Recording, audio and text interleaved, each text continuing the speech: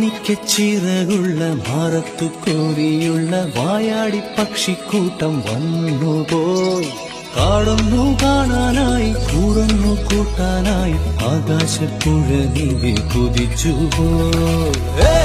കണ്ടു മലനിര